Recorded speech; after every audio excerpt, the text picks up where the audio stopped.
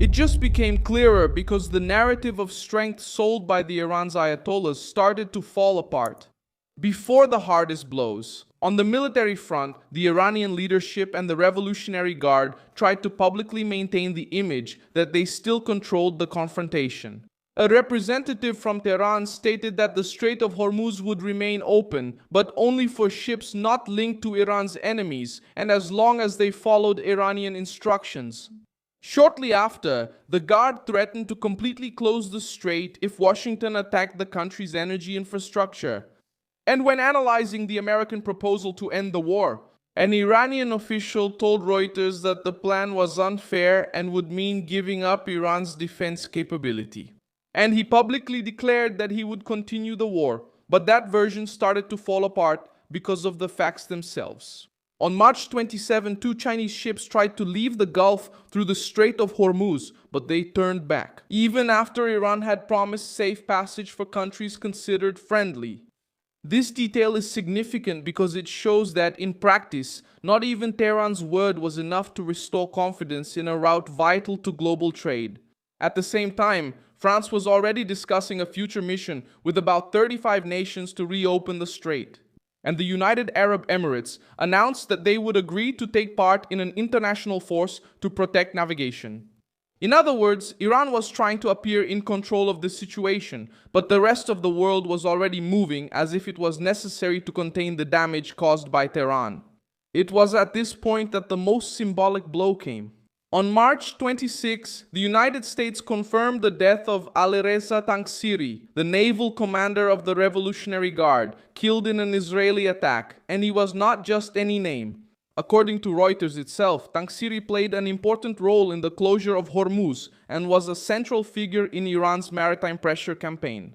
The heart of Iran's naval strategy took a direct hit precisely in the most sensitive area of the war. When a commander connected to the regime's main tool of blackmail falls, the narrative of strength starts to lose ground.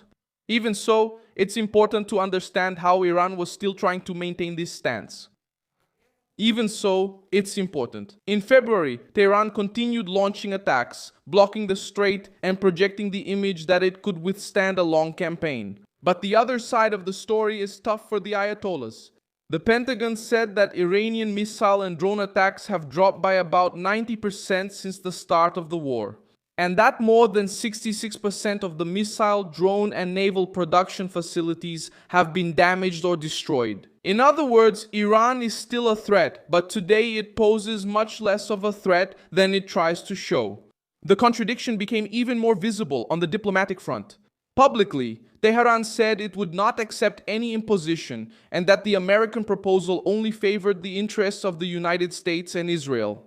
But at the same time, the plan was reviewed by the main Iranian authorities with mediation from Pakistan, and the door for a formal response remained open, showing how the war was being fought on two levels. In its speeches, the regime tried to appear unshakable, but behind the scenes, it was forced to look for a way out to reduce the pressure.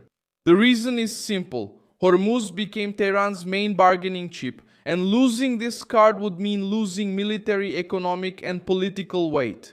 There is also a strong sign that the narrative of security and control has started to unravel within the regime itself. On March 26, Reuters reported that the hardline faction within Iran's ruling establishment began to more openly advocate for the pursuit of a nuclear bomb, and even the suspension of the Non-Proliferation Treaty. When a government hardens its rhetoric to this level, in the middle of a war, it's usually not a sign of calm, it's usually a sign of pressure.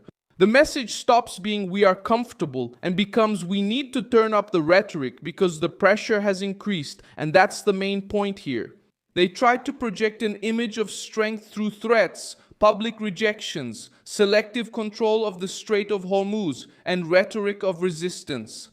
But then this happened. Ships pulled back. Even after Iranian assurances, countries began to discuss a force to reopen the route. One of the main commanders of the regime was eliminated. The military structure suffered heavy losses, and the human and economic costs skyrocketed. Iran remains dangerous, still capable of attacking, and still tries to instill fear. But the image of absolute control that the Ayatollahs sought to maintain began to fall apart in the face of concrete, harsh facts that are increasingly difficult to hide.